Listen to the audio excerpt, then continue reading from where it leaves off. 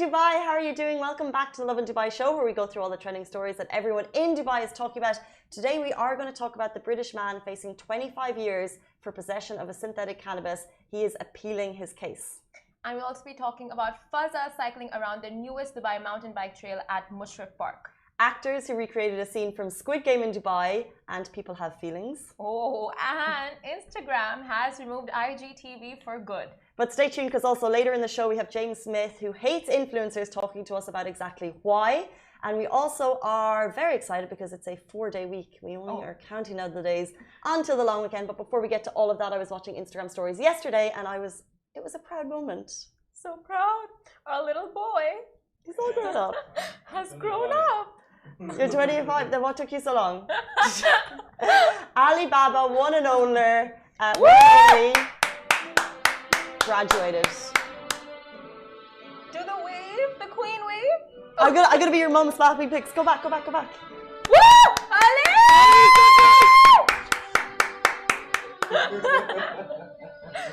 Shake hands. Ali! Thank you. Great moment. Well done. Woo! Well done, Ali. What did you graduate in? Communication. Okay. Yeah. Well, Come here. Digital production and storytelling. How's that working out for you? I'm basically doing everything that I studied. Interesting. And what uni did you graduate from? American University in Dubai. And how many people were allowed to attend? So each graduate has two invitees. Who did you call? Mom and Dad. Oh, they're here. Nice. For the graduation. I tried to sneak in Grandma, but Grandma couldn't make it. Yeah. Oh, because there was no space. Nope. No, they just didn't allow extra people to come in. You get it though. At least you can have it. At least 2 people can attend. Yeah. And afterwards, party, chill dinner. No. I was tired, really tired. I just wanted to go home and sleep, so we just picked up Grandma and we went to eat dinner, and then I just went home. That's cute. Old age has hit Ali. 25 young. Should we have our moment too? We didn't get to attend our graduation either. Thanks, Mom. Thank you. Is there a speech or just you walked past? No, there was no speech, right? No. Just like, whoa! Yeah, just shout out Granny. Sorry you couldn't make it. Okay, let's jump into our top stories. Today we are talking about the British man facing 25 years for possession of a synthetic cannabis, in the UAE. He's appealing his case. So Billy Hood was arrested on charges of possession and selling drugs after police found cannabis oil in his car on the 31st of January. After receiving the information via a tip-off, he is now facing 25 years in prison. And this story received heaps of international media attention, and it's currently pending with the Court of Appeal's decision. So now we have an update on the story. According to the National, the General Directorate for Drug Control, that's the GDDC here in the UAE, they became aware of Mr. Hood in his case, who was intending to sell the substance when they found him with a large quantity, and as well as that, a large quantity of cash on his person and properties used for vaping. Now, the source states Mr. Hood is now within his rights to appeal the case, and that he has been treated according to UAE law, despite international media reports saying that he was forced into a confession. The GDDC here state that he had access to an English interpreter at all times.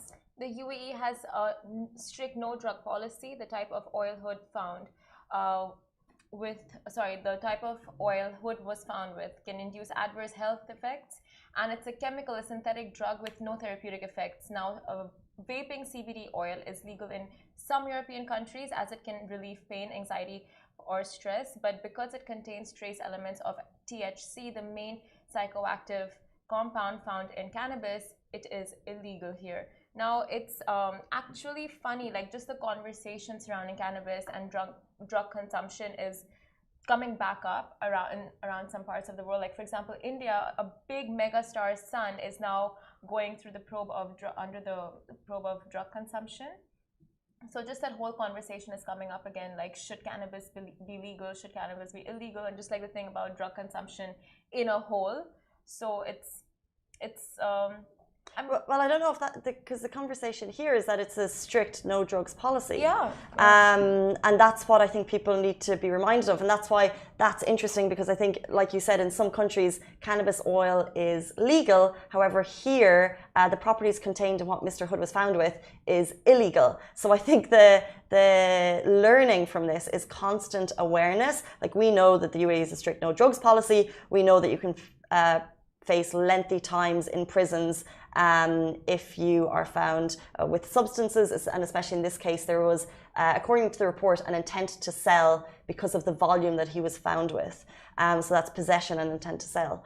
So I think it's just the awareness of, just because this type of CBD oil may be legal in some other countries, that doesn't mean it's legal here. You know, there was like the different media reports are, you know, saying, you know, it's legal there and therefore why would he face 25 years here? But it's a different country, different laws. However, he is appealing his case, and there will be more on that story as we get it. And honestly, like, if you're gonna come reside in the UAE, visit the UAE, you have to abide by the laws and the culture and all of that. It's not like, oh, you come here, enjoy all of the lavishness and then compare it to other countries, like, oh, it's legal there, why is it not legal here? You know, like, Dubai and the UAE does, you know, they are very liberal about a lot of things, but I feel like in the case of drugs, it's such a strict no drug policy, you can't really argue against it, you know?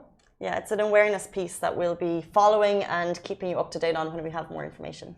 Yeah, but moving on to our next story. Now, this is royalty approved. Fazza cycles around the newest Dubai mountain bike trail at Mushrif Park. Now, Sheikh Hamdan bin Mohammed, Crown Prince of Dubai, aka Fazza, went cycling in Mushrif National Park just yesterday with a small group of his pals and shared the scenic photos on social media. And well, you can say Dubai's newest 50-kilometer sand bike track, that is the first track of its kind to be built by Dubai municipality in Dubai, is 101% royalty approved. Now, Fazza captioned the post saying, I enjoyed mountain biking in Mushrif National Park, the first mountain bike trail in the heart of Dubai with a length of 50 kilometers. Now, if this doesn't give you an itch to grab a bike and get cycling, then I don't know what will. It literally looks unreal. So if you're looking to head down to the tracks with your friends, then you can do starting October 19th. Obviously, the weather is cooler. There is breathtaking landscapes, daring bike trails. Sounds like an adventure-filled weekend in the making. Like, genuinely, when I saw these photos, I assumed His Highness had left the country. Because it literally looked like it was like the Scottish Highlands. So LA?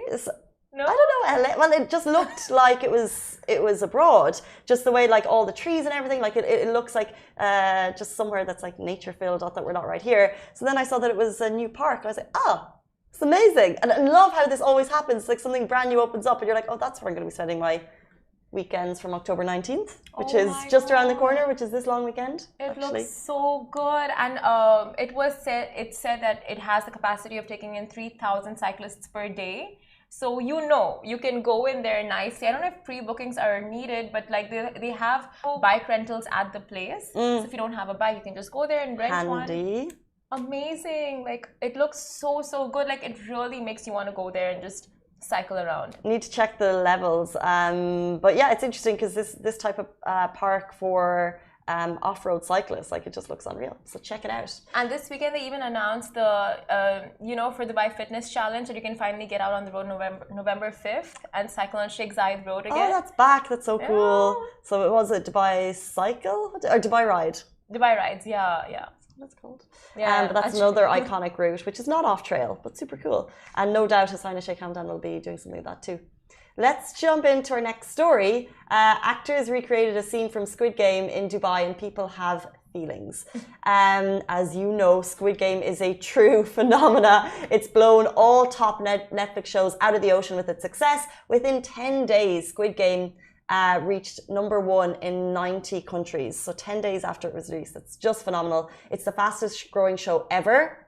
Netflix, since it released, Netflix registered a 981% engagement in its first week. The term Squid Games has been viewed over 22 billion times on TikTok, and internet traffic in South Korea jumped so much that the main internet service provider is suing Netflix. Oh my God. It's just mental. So like, there's this, the internet is just going mental. Right here in Dubai cafes have introduced playground games to mimic the show. And this weekend, a resident captured actors recreating one of the most tense scenes in the center of Rixos Premium Dubai. So there's if you've seen it, episode 2 or 3, the playground scene where you're trying to, it's a life or death situation, doing a kid's school guard game, trying to carve out a shape out of honeycomb.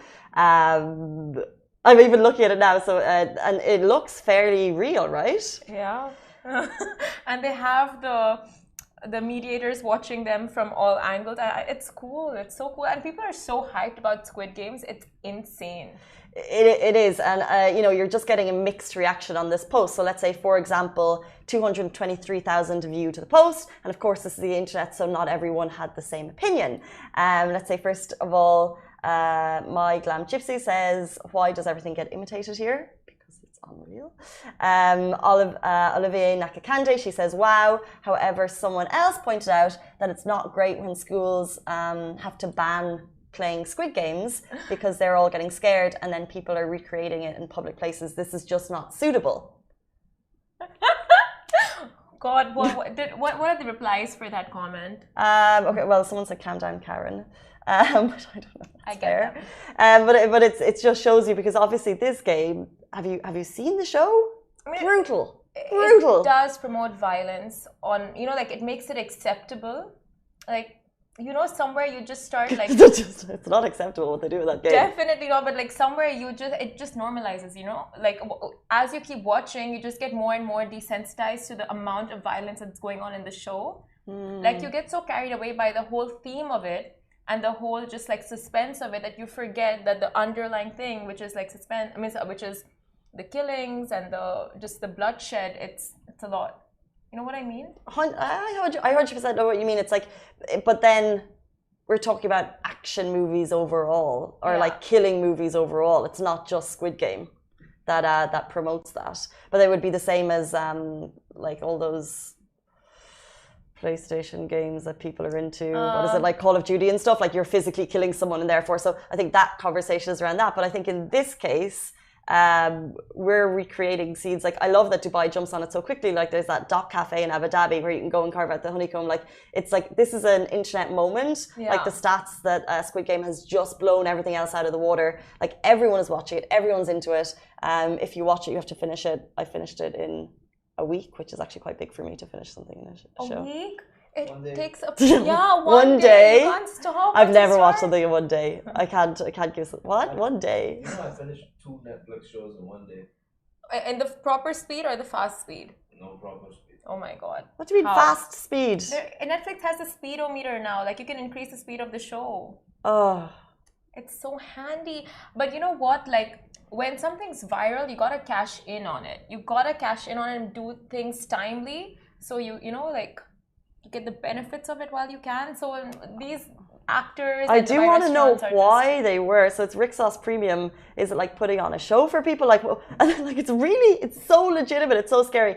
My only thing about this is you're going to see people dressed in these red guard costumes for Halloween, and it's just a bit creepy, to be honest. You need to see their faces. I need to hear your voice. Everyone is going to be wearing that costume.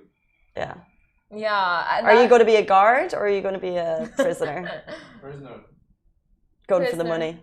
Yeah. I want to be a billionaire. There is talk of a sequel coming up. Are you gonna win? It's so due for a sequel. You could easily sequel speaking. There will be a sequel. Because there's so many questions, actually. The ending was very just a cliffhanger types. Anyway, moving on to our next story. Instagram removes IGTV for good. Now, IGTV, which was Instagram's first big push into video that was introduced in June 2018, didn't pan out exactly as anticipated. And now the standalone product has been removed from Instagram altogether. So in case you're wondering if videos on the platform will only be limited to a minute long as a result of IGTV being removed, then you'll be glad to know that that is not at all the case. Now all videos, excluding Reels, which is separate, posted to the main Instagram feed can now run up to 60 minutes long, and you'll no longer have to leave the main feed to view them. And also, if you're a user of the IGTV app, it's now being rebranded to Instagram TV app and will remain as a destination for people to visit with the intent of watching video. Now, a quick search on Twitter also shows Dubai peeps lauding the new move and bidding IGTV a happy farewell. I still have it. IGTV? Yeah. So if you check out Lovin Dubai from your own Instagram account, you'll see the IGTV option is gone. Yeah. Okay, but you can still upload. So for example, small plug, on Instagram, this show immediately goes on to IGTV right after. Yeah. And we put it on the IGTV feed. We don't put it on the main feed because we believe people like a more, for a longer viewing session, they go on to IGTV, but not so much the main feed. Yeah. Where are you guys gonna go? So it's still gonna go up, but I think you'll have the option of putting it in the video page because now all videos go up in the, like, it's gonna go up on the feed. You can choose to put it on the feed, and you can also choose to still put on mine. Okay, I'll show you on mine. I think it's just different phones. Sometimes my phone takes a little bit longer to catch up. I still don't have Reels. So you still don't have Reels? No. How do you watch it? So when you're going on your feed, do you not see lots of Reel updates? Over here, no IGTV. The Reels come up as normal videos and not as Reels, which is annoying. So confusing. And I can't post a Reel. Everyone's Instagram is so different. And you know what's so interesting though, because I could have this conversation with my friends and they'll be like, what's a Reel? Do you know, as in like, and then therefore like these updates are very interesting, I believe, to us because we work in an environment where we're trying to get most views on Instagram. So we're like, okay, a Reel is doing well now, so we're gonna post a Reel, and then posts are doing good, and IGTV isn't doing that great, so we'll leave it. But like to other people, it's like, what? It's all the same. It's all a video. Why is one video different to another one? Yeah. And I would put that question. It's like, can I not just upload one video and if it's good content, it will do well? It's confusing. But it's so funny. Everyone's Instagram is so different. The features that I have, you don't have it. Like one of our interns, she had the effect of rainbow text. Like the fonts, like we don't have that. Like everyone's Instagram is so different. Well, I think it's usually an update is happening. So I understand if we don't all have the IGTV at the moment because they can't just flick a switch and every phone updates at the same moment, so it takes a little bit of time. You would think so, but just so many, like 2 years ago, I think they had the feature of removing the numbers. Like when you see how many views a video has, they removed that feature altogether for a lot of the users. But some of us, like we can still see numbers, right? So it's still like a lot of people have some features that we don't. We have some that they don't. So it's just a mix. He doesn't have Reels, and it's been the longest time. But the thing is, if we didn't work in this industry, I wouldn't know. Or even think about it. The fact that someone else has rainbow text, I did. Do you know what I mean? Like it's only because that we're like constantly using it that we're aware of these things. I want rainbow text. Whatever. I'm sure there's an app that you can get rainbow text on. Yeah, Reels is good. Reels gives me travel inspiration every day. I'm like, oh, I didn't realize I wanted to go to Austria so much. Now I want to go live there in a field with a basket and things. Anyway, guys, it's Sunday, but there's only 3 more days left our week, which is super duper exciting. Stay tuned. We had James Smith, who is a best-selling author. He is an OG fitness entrepreneur, I will say, but we had him on the show and he's giving an honest chat about why some fitness influencers ain't it. Stay tuned.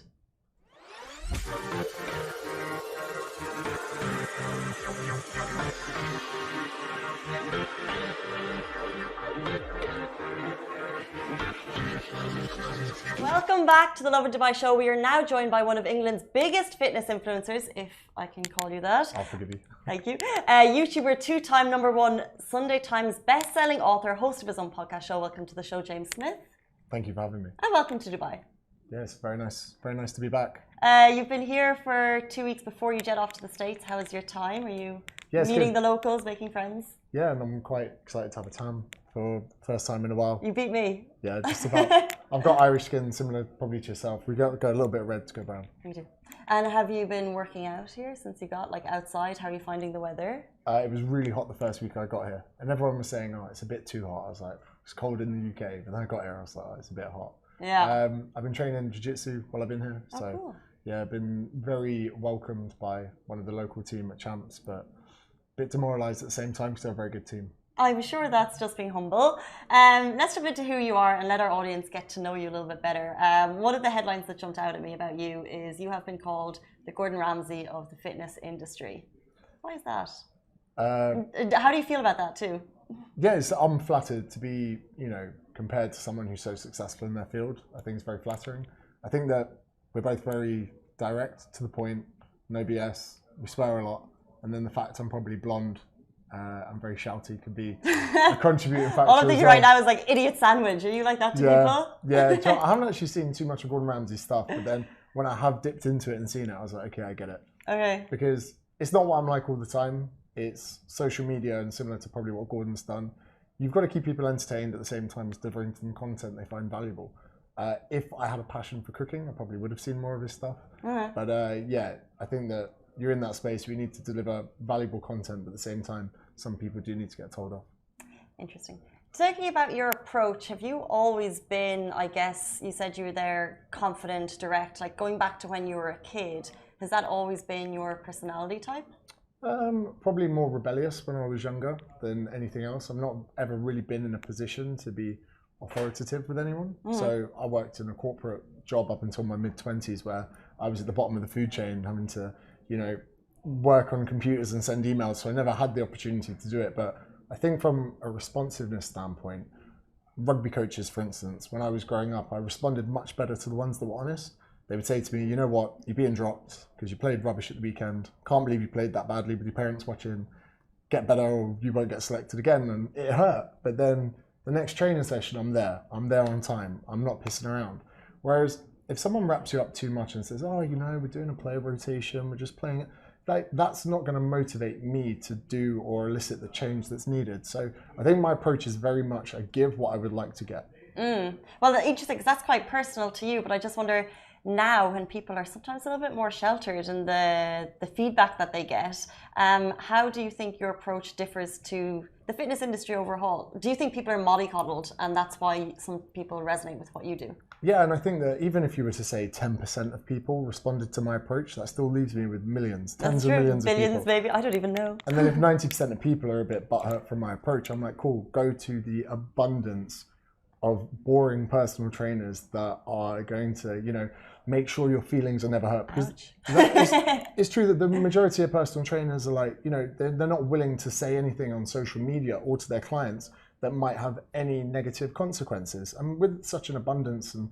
saturated market of that, if someone's like, oh, I find your offense where you swear too much, I'm like, go to the other coaches then. Because I find the people, I almost try and see my approach like a sieve. I rattle out all the bad clients. The people that end up using me as a personal trainer, they're awesome, they're fun, they get it. Whereas I found that training on the gym floor, people that wanted a discount, people that paid you late, people that complained, I would sack them straight away because there's so many, I know the term at the moment is Karens, or people that are just there outraged by social justice.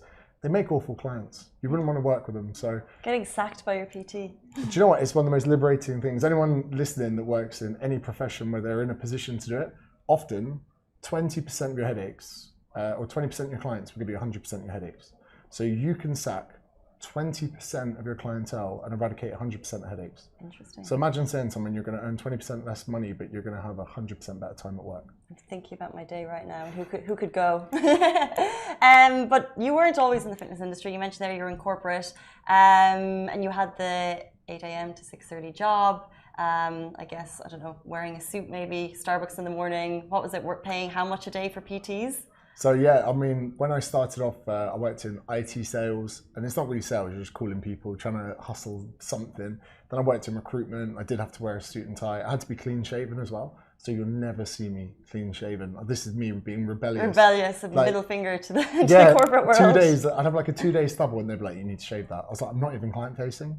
I'm literally sat in an office with all of my peers. I'm getting told off having a bit of stubble come I think a lot of people can resonate with that. I'm not client facing, so why do I have to follow these ideals? Yeah, and I'm a very warm-bodied person. I live in shorts all the year round, even in winter.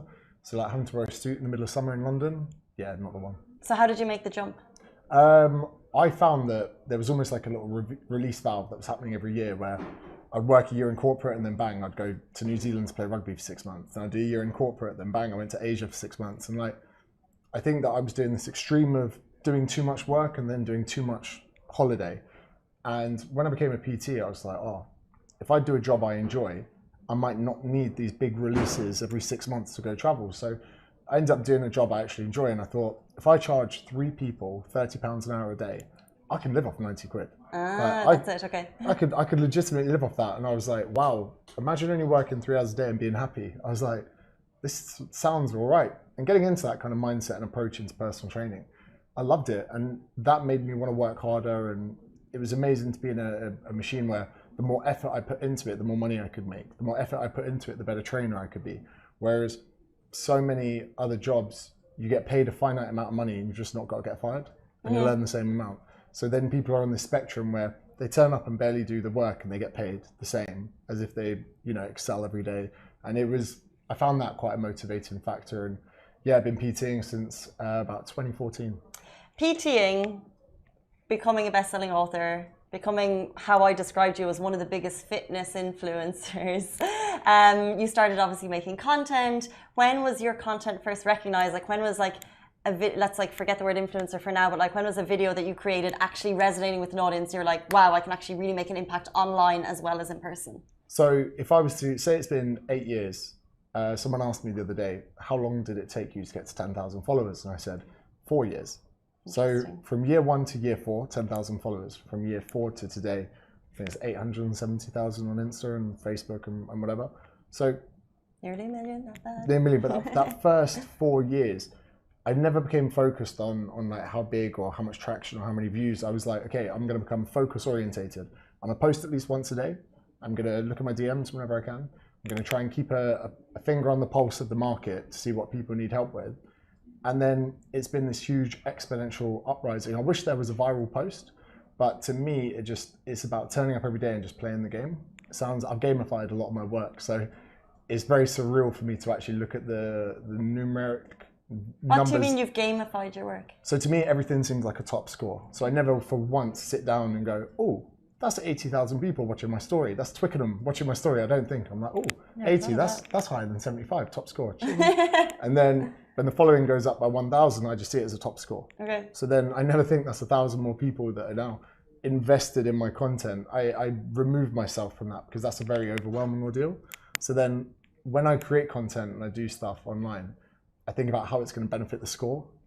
So then, yeah, I've removed myself from everything, so it doesn't feel real. We should work on our top scores in Lovin too, Ali. Yeah. Speaking of the people, talk to us about, like, let's say personal success stories or what, the people that you've worked with, maybe a story that has stuck with you over time. I mean, there's been quite a few kind of success stories. What I do every 3 months up until the pandemic was we run 12-week challenges, and whoever won I would take on holiday. But it wouldn't be like whoever lost the most fat or whoever built the most muscle. They'd have to contribute like a story of like maybe hardship or issues they'd had. So then I could say, okay, fair enough, this person lost more weight than you, but this is a single mum who's a nurse of 2 kids and she's lost 8 kilograms and transformed her life. And, so then I would take them to the Sydney or to Fiji, or like one time an Irish lady called Layla, she lost a tremendous amount of weight. I took her and her husband to Fiji. Wow. And she couldn't swim. So I said to her, I'm going to teach you to swim remote Fiji. So when I did that... You took them to Fiji? Yeah, it was pretty cool. That's amazing. So yeah, we did some crazy stuff like that. And then we're taking groups of people to Bali. And because I train jiu-jitsu, I'd get them all to do at least one session at Bali MMA. So I've got these people that are coming from all corners of the earth that have never trained before. And like to get a picture of them all in sweaty gis trying out something, it's been a lot of fun. When you say from all over the world, is that because they're online people that you work with, or they just happen to be from all over the world? Yeah, so as of 4 years ago, I made the jump to go online completely. So I ran, rather than if I PT someone face to face, I can only help that person for an hour. And when I was training the first few years, I realized that all these conversations I'm having are being repeated. And when I show someone to squat, I was like, hold on, why don't I record all of this and make this accessible to people for 10% of the price?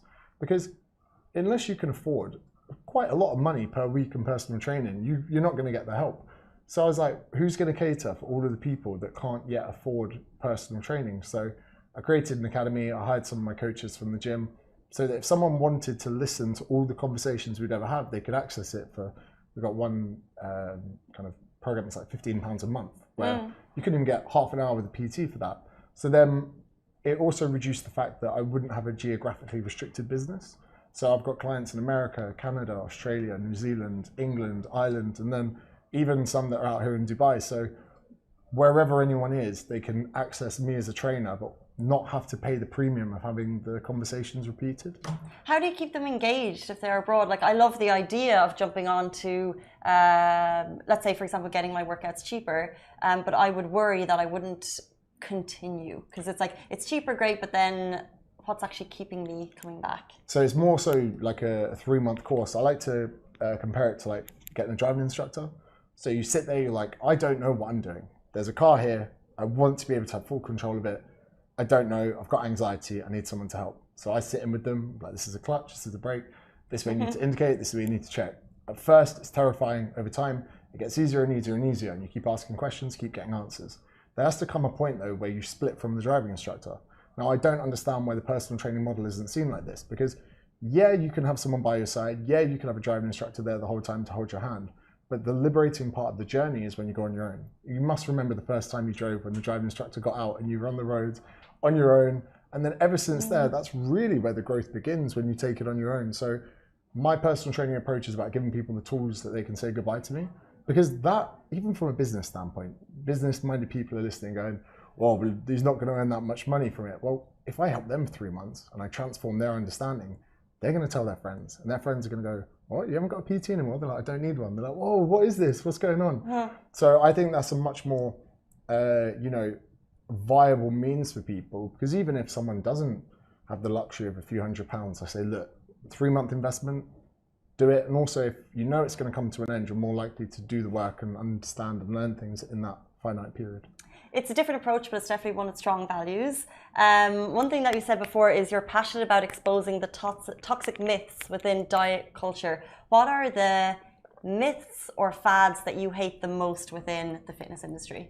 What should we be avoiding? For a start, there's a massive overcomplication of the fundamentals, where I joke around with someone and say, if I came into your apartment and I saw your dog was really overweight, I wouldn't be like, we need to intermittent fast this dog. Don't feed him before 1 p.m. I wouldn't be like, oh, intermittent fasting is so tempting though, because it's what, you give up at food for like 12 hours. And it's just tempting. It's just eating less. And then you would say to the dog, right, that needs to go on more walks and eat less food. That's what you'd say. You wouldn't go, dog needs to do keto. You wouldn't like, oh, that dog needs supplements. Very true. You put your dog on fat burners. So when it comes to all these myths and fads and everything, everyone's looking for a solution that doesn't point to the fact that people need to consume a bit less and move a bit more. What about body positivity? And people are saying people should be positive in whatever body they're in. Is there such thing as being too positive? Yeah, I mean, if we look at other very noble, incredible, movements of the last decade, if we look at feminism, fantastic cause. We have a small population of people that are taking it too far. If we look at veganism, incredible cause from an ethical standpoint. Then we've got people hindering other people's businesses, protesting, not letting butchers do their job, not letting farmers do their job. And then again, if we look at body positivity, on the whole, a fantastic and noble movement, which, I wear Speedos when I'm around the pool. I'm part of that movement. But then we've got, it's very apparent how many businesses are using this as a wave to jump on for like a virtue signal, where, there's no way of saying it. I know that health cannot just be, determined by someone's fat amount. There are so many other elements of health that sit outside how much we weigh or how much weight we have, how much excess weight we have. But we can't be taking obese people and then using them as, a cover story for what is healthy. And we saw Cosmopolitan do this. And I felt sorry for the 12 people that were picked, some of them athletes that I admire, but some of them were being used in, a stunt to merely get engagement and comments and outrage. And I can't imagine what that feels like for someone to be picked where, you know, they are a plus size model or body positive or whatever you want to call it. But they must know deep down they're being used as part of a current trend to get to the top of algorithms. And that I don't think is fair. And I think that if I was to put that in front of most people's parents, they go, what the bloody hell is that? You know, the conversations happening in front rooms that would never go online. It's created a false echo chamber where people are so petrified of being, you know, cancelled online that no one speaks up about it. So you put a picture of an obese person promoting even health foods. There are some companies in the UK promoting health foods using obese people, saying this is healthy, but because the comment section will only be of people backing up the narrative, people feel like, oh, maybe they go, oh, maybe this is the future. Maybe this is what the world's about. Well, people believe what they want to see. Exactly. They want to. And if someone goes, you know, this isn't healthy, boom, you are the social justice warriors will come for you. And, you know, health at every size, you got this, how dare you, fat phobic. You challenge the status quo in this, like, narrative, you're fat phobic. You say that, you know, someone who's born a male, you know, competes in a female sports, you're transphobic. You know, you want to talk about anything to do with race, you're racist. You want to, suddenly there's a social justice rebuttal for any conversation that's being had. You're no longer allowed to be ignorant or wrong on a topic. So, you know, even if you were to say someone was to see someone clearly obese. Comment sections right now, 100%. Yeah, and you say, hold on, I don't understand why there's an obese person you know, being used as a front cover for health. You don't get educated, you get cancelled. So, you know, it's a very hostile place at the moment for people in these areas. You're not wrong. I could 100% agree with you. I have 2 more questions before we have to say goodbye to you. The number one is help us. We have a fitness expert here and we have our fitness issues, so maybe you can help us tackle our problems. Either A, you can tell us exactly what we're doing wrong, or B, maybe you can help us. So for example, me, like many people, I can be consistent to a point, go to the gym, 3 weeks maybe, solid, and then 4 weeks gone. Fall off the bandwagon totally. How do I fix that? So when we look at type of ways that we can motivate people, we have intrinsic motivation and extrinsic motivation. Now, if you're extrinsically motivated, you might be doing something to avoid something bad happening. You might be doing it because you don't want to get overweight. You don't want to have your clothes stop fitting. You don't want to be shamed by someone that you know, maybe like a family member or whatever. These aren't good motivators. So if you're doing something just to avoid something bad happening, which a lot of overweight people do, if you say to them, hey, you should exercise so you don't get type 2 diabetes, that hardly gets them jumping out of bed in the morning. If you can get something in line with an intrinsic motivator, so you find an exercise selection or modality that you find personally rewarding, you won't need to be motivated. So, you know, if you had to put your hand on heart and say, do I love going to the gym? Your answer might not be yes. And that would be indicative from your actions of not being consistent with it. So I might say to you, why not explore other avenues? Maybe start playing squash, maybe start doing boxing class, maybe start doing something where when you wake up hungover, you still want to go to it. And find something I love, find a passion, we can all relate. Yeah, so I think for a lot of people where they say, oh, you know, I'm struggling with motivation, I'm like, you might be doing something that you don't particularly want to do. It might be like forcing a triangle into a square gap. Could well be that. James is in town for a very short amount of time. You split your time, tell me if I'm wrong, between Australia and the UK. Yeah. But as you guys know, Dubai is the city of fitness influencers. It's like they have just congregated here. It's like the Ireland take over the world. Fitness influencers have taken over Dubai. They're everywhere. Thoughts on the fitness influencer scene here in Dubai? Could you ever see yourself moving here? I wouldn't come here for a work standpoint. I just come here to get more sun and see my friends. But what people should appreciate is a lot of people are in their position of influence through how they look, not who they are. So from a genetic standpoint, some people have a very easy time having a great physique, and also some people have very different values to you. Now, you and I might value friends, family, going to nice restaurants and having a good brunch once a week. There are some people out there that only value how they look. They're hugely insecure. They have nothing going for them in life apart from this existential angst about how they look. So they're willing to be hungry, to eat the plain chicken and vegetables, and to look a certain way, to portray themselves. It is their identity. Now, when 100 of us put a picture up on Instagram, those people that care about how much they look that much and don't have a life outside of it will go to the top of the algorithm. For a lot of these people, they are only in this position because of that. So the reason that people don't connect with them, the reason that people don't have this kind of relationship with these people is because they found their way to the top merely on their values and how they look. That doesn't mean they're qualified to help you. It doesn't mean they particularly care. You can tell how little they know about their clients' problems because they don't post solutions, they post workouts. Oh, hey guys, here's today's workout. No one cares. How are you helping someone with that? You know, it's such a crazy world we live in that these people, even these influencers, the reason they're all here and most of them are skint. And, you know, I know a couple that go to the UK, imagine this, Dubai influencer, I won't name them. Please don't. Went to my local barber, and he's got a big following, got a haircut, fist bumped him and walked out without paying. And I was like, it's apparent that these guys don't really understand their market or their demographics because their content is about them, how they look, some downlighting and some tanning oil. It's not about helping people. And that's why in probably 10 years' time, they won't be doing what they're doing. Okay, so you're not a massive fan of the fitness industry, that is quite clear. However, a lot of wisdom and a lot of gems that we can hopefully look back on and get some motivation to go out and working out. Thank you for your time. Cheers, thank you very much. And if you come back for a holiday, you're more than welcome back in the studio. Guys, that is it for us on the Lovin Dubai show. We're back with you every single weekday morning, same time, same place. Stay safe, wash your hands. I'll see you then.